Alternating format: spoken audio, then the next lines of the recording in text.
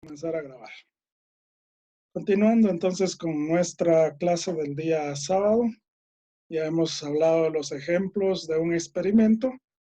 Ahora vamos a trabajar lo que son los requisitos. Ya dijimos que es la manipulación intencional de una o de más variables independientes. Aquí el objetivo es la variable independiente, no la dependiente. Luego medir el efecto de la variable independiente. Es decir, los antecedentes, o cómo la independiente afecta a la variable dependiente, que son los supuestos efectos o consecuencias. Y el número 3 es llevar el control y la validez interna de la situación del experimento. Ahí se necesita llevar apuntes muy rigurosos para poder lograr el objetivo que andamos persiguiendo de un experimento. ¿Qué es el control? Pues el control es, en términos coloquiales, tener ese control significa saber qué está ocurriendo realmente con la variable dependiente y la variable independiente. Las dos hay que controlarlas. Si yo aumento una, ¿qué pasa con la otra? Si yo disminuyo algo en una variable, ¿qué pasa con la otra variable? Y ese hay que llevar los apuntes correspondientes para poder llevar el control. ¿Cómo se logra el control y la validez interna? Esto se logra a través de, primero, hay que tener mínimo 2 grupos de comparación. Yo estoy haciendo el experimento. Ustedes están haciendo un experimento. Deben de tener 2 grupos de control. Y luego tener control también, la segunda es la equivalencia que hay entre los 2 grupos, es decir, los vamos a poner en similares circunstancias. Pongamos un ejemplo. En este caso aquí, el libro les habla de un fertilizante que hace crecer plantas. Supongamos que nosotros nos dedicamos a cultivar rosales, ¿verdad? Flores, pero rosales. Entonces aquí el primer grupo, yo tengo que tener un grupo de plantas de rosales y luego otro grupo. Es decir, si tuviera un local pues sembrado de rosales, yo voy a dividir esa tarea, no sé cómo se le llama en la agricultura, ¿verdad? Ese espacio donde está sembrado los rosales, lo voy a dividir en 2, ¿verdad? Porque como mínimo necesito 2. Bueno, a mí me venden o me ofrecen un fertilizante que dice que hace crecer las plantas. Yo quiero probarla, quiero hacer el experimento. Entonces ya dividí en 2 mi siembra de rosales. A una parte le voy a echar fertilizante para que crezca más y a la otra no. Entonces yo vengo y le echo fertilizante a mi variable, a una de las variables, a un grupo. Y entonces, conforme va pasando el tiempo y va creciendo el rosal, yo voy a tener que comparar, ¿verdad? Porque los 2 empezaron en la número 2, que hay equivalencia de grupos. Entonces, después de algún tiempo, yo voy a evaluar qué pasó con el grupo de plantas de rosal que le eché fertilizante de crecimiento, a ver si se mira la diferencia. Si creció más, como dice el fertilizante, entonces yo voy a tener que ir todos los días midiendo el tamaño del rosal del grupo donde le eché y midiendo el tamaño rosal donde no tiene fertilizante. Y así sucesivamente. Por eso es de esa manera es como se logra el control. Pero pongamos otro ejemplo. Digamos que ustedes encontraron la vacuna para esta enfermedad del coronavirus. O, perdón, la enfermedad de COVID-19. Y quieren, la hipótesis es que ustedes si agarramos, supongamos, agarremos las locuras de Trump, ¿verdad? Trump dice que deberíamos de echarle Lysol o inyectarle Lysol a los pacientes de COVID-19. Vaya, agarremos esa locura. Digamos que ustedes inventaron eso, se inventaron la vacuna y hay que inyectarle Lysol. Lysol es un desinfectante. Hay que echarle Lysol a una jeringa e inyectarle a los pacientes. Ok. Entonces tenemos que tener 2 cuartos, 2 salones. Todos tienen que tener COVID-19. Pero a un salón vamos a ir a inyectarle ese Lysol, ¿verdad? 10 centímetros a cada uno y vamos a esperar a ver cómo reacciona. Entonces ahí empiezan equivalentes, pero vamos a ir comparando cada momento, digamos cada hora, cada minuto, comparando. A los otros no le ponemos nada, para que no se sientan discriminados le podemos poner otra cosa, pero tal vez unas vitaminas, pero no esa vacuna. Y tenemos que ir viendo su comparación, controlando la equivalencia, si hay mejoría o no hay mejoría, etcétera, etcétera. Entonces, estamos haciendo un experimento. ¿Para qué? Para la vacuna. De hecho, ya una universidad en Oxford, en Estados Unidos, ya está probando esta semana esa vacuna que supuestamente ellos ya hicieron. Ok. Entonces ya hablamos de los experimentos, qué son y cuáles son las características. Ahora vamos a ver cómo se clasifican. Preexperimentos, experimentos puros y cuasi experimentos. La palabra cuasi es casi, ¿verdad? Es la expresión que nosotros tenemos en Latinoamérica. Casi. Se parece, pero no fue. Ok. Entonces, esta es la forma como se divide. Un preexperimento, el grado de control es mínimo, consiste en administrar un estímulo o tratamiento a un grupo y después aplicar una medición o una o más variables para observar cuál es el nivel del grupo a estas. Y esta se diferencia en el experimento puro, porque en el experimento puro se deben de cubrir 2 requisitos fundamentales, que ya hablamos de ello. Los grupos de comparación, o sea, manipulación de la variable independiente y la equivalencia entre ellos. Equivalencia es o implica que los grupos son similares entre sí al momento de iniciarse el experimento. Luego se va viendo si hay equivalencia, si la equivalencia continúa conforme va caminando el experimento. Y entonces tenemos el ejemplo en la página 104 del libro de texto. Ahí se los dejo para que ustedes puedan trabajarlo. Sin embargo, yo les voy a hablar sobre otro. Cuando ya hablemos la diferencia entre experimentos y no experimentales, entonces vamos a hablar de este ejemplo. Luego, bueno, no anoté aquí la parte de los experimentos o los cuasi experimentos, pero este es parecido al experimento puro, solo que no se lleva al control o se lleva menos control, pero es parecido a un experimento. Luego tenemos, salimos del tipo de diseño experimental para trasladarnos al diseño no experimental. O sea, siempre en el tipo de investigación cuantitativa.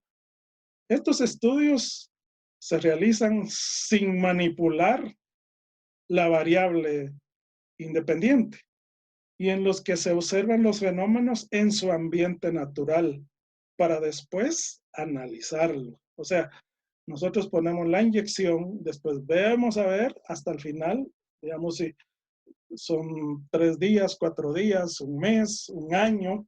Es decir, nosotros hacemos el cambio y luego vemos cómo solucionó, cómo resultó.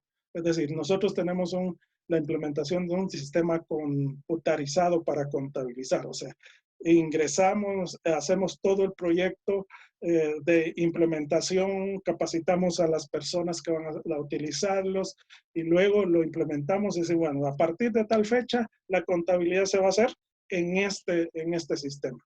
Entonces, siempre normalmente lo que se hace es el cambio de un sistema contable se hace al inicio, ¿verdad? En enero, el 1 de enero, la primera operación contable que se realiza en ese sistema se hace el 1 de enero y se va a evaluar el resultado, ya sea si hacemos estados financieros mensuales a fin de mes, si hacemos estados financieros anuales a fin de año.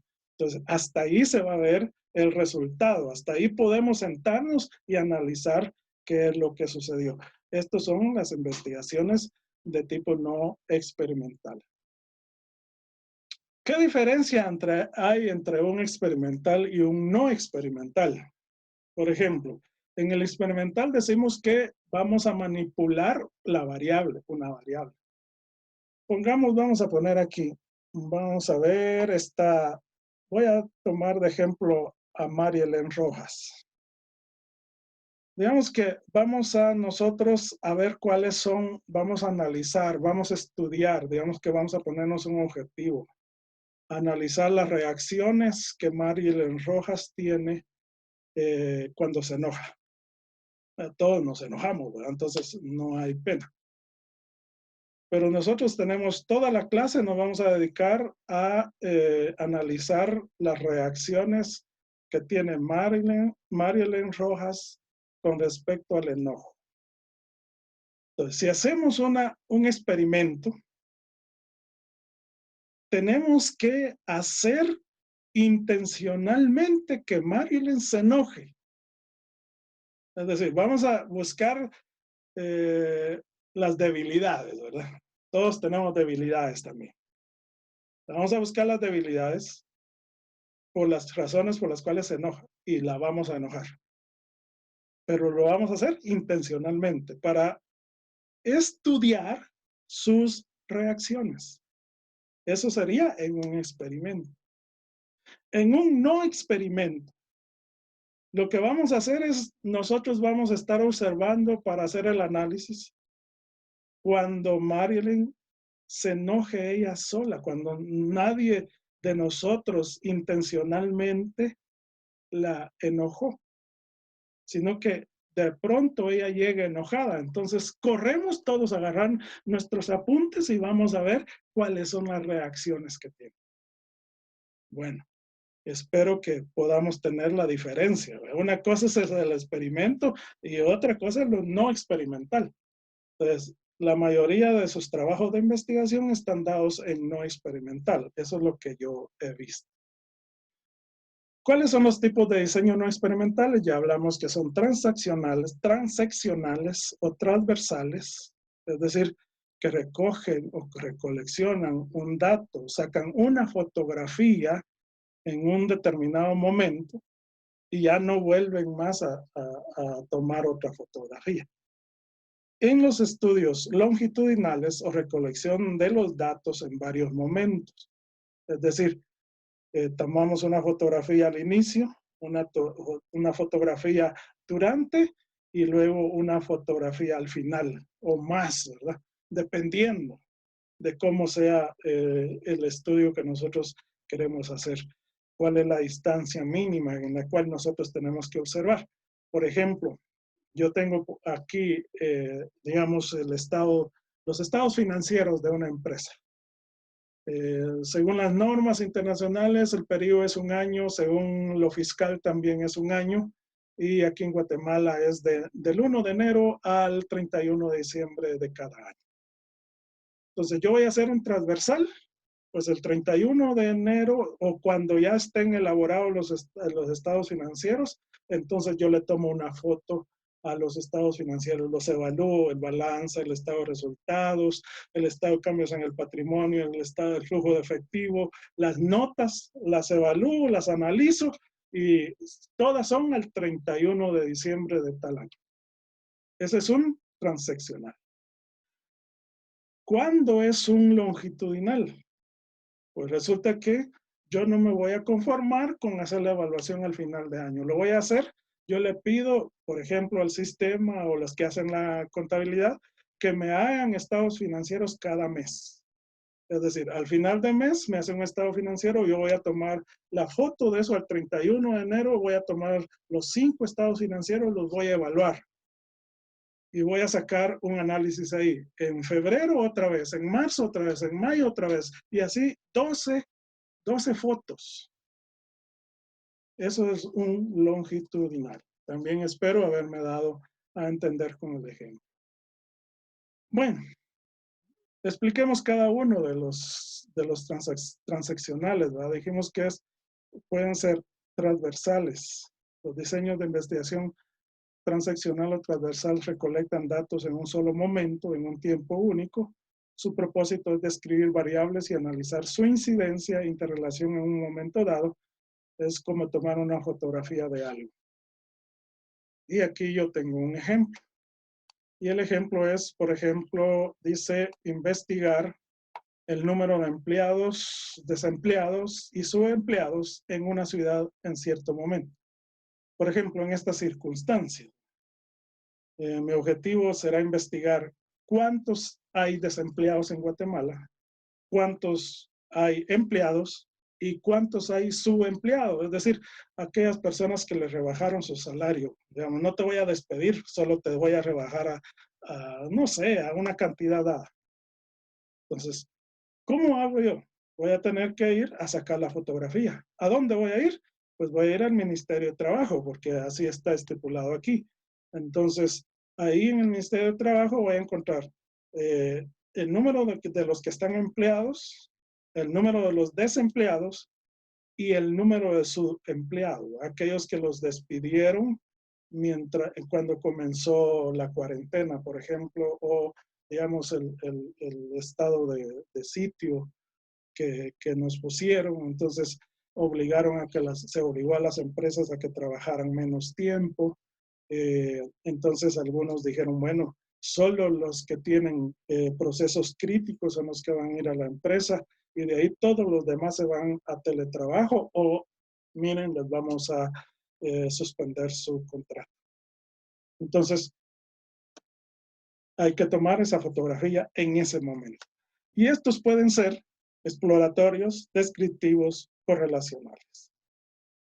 Luego tenemos lo longitudinal, o sea, también se le conoce como investigación evolutiva, porque aquí hay que estar pendiente de cómo va evolucionando el fenómeno. Son estudios cuyo objetivo es analizar cambios a través del tiempo de determinadas categorías, conceptos, sucesos, variables, contextos o comunidades, o bien de las relaciones entre estas, para hacer inferencias con respecto a lo que va siendo cambiado, transformado, etcétera, sus determinantes y consecuencias. Tales puntos de periodos por lo común se especifican de antemano, es decir, uno se sienta antes a planearlo. Por ejemplo, una investigación para analizar cambios en la actitud hacia la adopción del NIF por parte de los contadores públicos y auditores de una empresa determinada. La teoría dice que normas, cada empresa que aplica normas no lo va a hacer de la noche a la mañana. Muchas veces se llevan 3 años, hasta 5 años. Digamos que a Guatemala ahorita aplicaran una ley o publicaran una ley en la que todas las empresas entraran a normas. Entonces, ese cambio no se lleva en un año, se lleva 5 años. Pero eso es lo que ha sucedido en otros países que han aplicado normas. Ok, entonces, diseños longitudinales de evolución en grupo. Lo primero fue trend, ¿verdad? Tendencia. La segunda son en grupo o cohortes. Entonces se examinan cambios a través del tiempo en subpoblaciones o grupos específicos. Su situación o su atención son los cohortes o grupos de individuos vinculados de alguna manera o identificados por otra característica común, generalmente la edad o la época. Y aquí les tengo un ejemplo, una investigación nacional. Lo que trata es de estudiar las actitudes hacia la democracia de los guatemaltecos nacidos en 1995. Ese es el enfoque, la unidad de análisis, los nacidos en 1995. Entonces, lo que vamos a hacer es, como es una cohorte, ¿verdad? Vamos a hacer cortes. Digamos, cada 5 años vamos a hacer esa fotografía por cortes. Comenzando a partir del año 2020. 2020 ya tienen 25 años. Y se medirá la actitud en el año 2020, 2025, en el año 2030 y así sucesivamente. Y se hace el reporte de investigación. Estos son cortes. Bueno, finalmente, diseños longitudinales o de panel. Los diseños de panel son similares a las dos clases de diseños vistas anteriormente, solo que los mismos participantes son medidos u observados en todos los tiempos o momentos. Es decir, en uno dijimos cada 5 años, en otro dijimos una fotografía al final de año o una fotografía durante el año, 12 veces, pero aquí es en cada momento, dependiendo cómo vemos el fenómeno. Un ejemplo sería una investigación que observara anualmente los cambios en las actitudes bajo aplicación de una prueba estandarizada de un grupo de ejecutivos en relación a un programa para elevar la productividad, por ejemplo, durante 5 años. Cada año se observaría la actitud de los mismos ejecutivos, es decir, los individuos y no solo las muestras poblacionales o subpoblacionales son los mismos. Es decir, los ejecutivos, como ustedes saben, van cambiando drásticamente. Digamos, ahí hay mucha rotación. Los ejecutivos en la empresa, por ejemplo, el de SAT, ¿verdad? Si no cumple la meta en un año, hay que sacarlo el otro año. Entonces, van cambiando los ejecutivos. Esa es la diferencia. Ok, por último, en todo esto, ya como una reunión, y vamos a meter ahí a los de tipo de investigación cualitativa, porque los que vimos son los cuantitativos. En medio tenemos el estudio de casos. Este estudio de casos involucra el tipo de investigación cuantitativa y cualitativa y la mixta. Y se analiza profundamente una unidad para responder el planteamiento del problema, probar hipótesis y desarrollar alguna teoría. El estudio de casos, de lo que conozco, solo hay una universidad, digamos una de la número 1 en el mundo, hace sus evaluaciones con estudio de casos. Algo así vamos a aprenderle nosotros a la Universidad de Harvard en este examen que vamos a tener con ustedes. A ustedes les toca el 9. El 9 de mayo tocaría con ustedes el examen, pero tendría que darles las instrucciones hoy para que ustedes se preparen. Ustedes tienen una ventaja en este curso de 2 semanas para poderse preparar. Ok, entonces el estudio de casos involucra la investigación cuantitativa, cualitativa o mixta. Luego les presento lo que es ya cuando hablamos del diseño de investigaciones cualitativas. Ninguno de ustedes tiene una investigación cualitativa, pero tenemos que platicar para conocer acerca de cómo es el diseño de una investigación cuantitativa. Al menos podemos decir que hay 3 formas. Una de ellas es la teoría fundamentada, que es la que está descrita en el libro, ¿verdad? El libro lo muestra y dice que es una investigación fundamentada. Esto principalmente consiste en diseños que pueden ser sistemáticos o emergentes. Sus procedimientos son calificación abierta, puede ser axial, puede ser selectiva y generación de la teoría. Esto es lo que hace el tipo o el diseño de investigación teoría fundamentada. También existen los diseños etnográficos en donde el investigador se va a vivir al pueblo, al lugar, digamos, al ambiente donde se genera el fenómeno. Son estudios, estudian a grupos, estudian a organizaciones, estudian a comunidades. También trabajan los elementos culturales, digamos, ¿por qué los que viven, vamos a decir algo, en el Estorizabal, ¿verdad? Vamos a estudiar su cultura, vamos a estudiar cómo es el comportamiento de ellos, por qué son lo que son, por qué son como son, etcétera. Y entonces ahí, pues en este diseño etnográfico se tiene que ser demasiado crítico. ¿Por qué? Porque se está tratando de ver la cultura y comparándola con las culturas que tenemos y varias otras culturas que ya están estudiadas. Estos diseños pueden ser realistas o mixtos, críticos, clásicos, puede ser microetnográficos, estudios de casos culturales. Luego tenemos, por ejemplo, los tipos, el diseño narrativo. Analizan historias de vida. Son tipos, estos pueden ser de tópicos, o sea, de temas, puede ser biográficos, es decir, la vida de un cantante, la vida de un deportista, la vida de un catedrático, de un alumno, o pueden ser autobiográficos.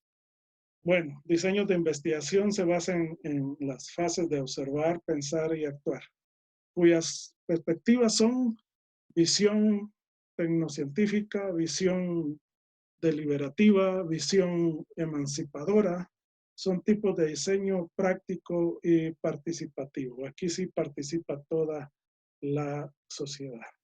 Ok, este es, digamos, los tipos. En el libro solo tenemos el de teoría fundamentada y, por ejemplo, tenemos este proceso del planteamiento del diseño de cualitativo integral y aquí nos habla precisamente de cuál debe ser el proceso para elaborar un diseño de investigación cualitativa integral. Y por último, pues llegamos al punto de hablar sobre el segundo parcial. Ok, hasta aquí entonces el diseño de la investigación y podemos nosotros llegar hasta el principio a ver si cumplimos cada uno de estos que están acá, ¿verdad? Entonces, esto es posible si nosotros lo evaluamos de esta manera. Entonces, vimos que el diseño de investigación cuantitativo tiene dos tipos, el experimental y el no experimental. El experimental puede ser preexperimental, cuasi experimental y experimentos puros. Ok, eso es lo experimental. Lo no experimental pueden ser de dos clases, transaccionales y longitudinales.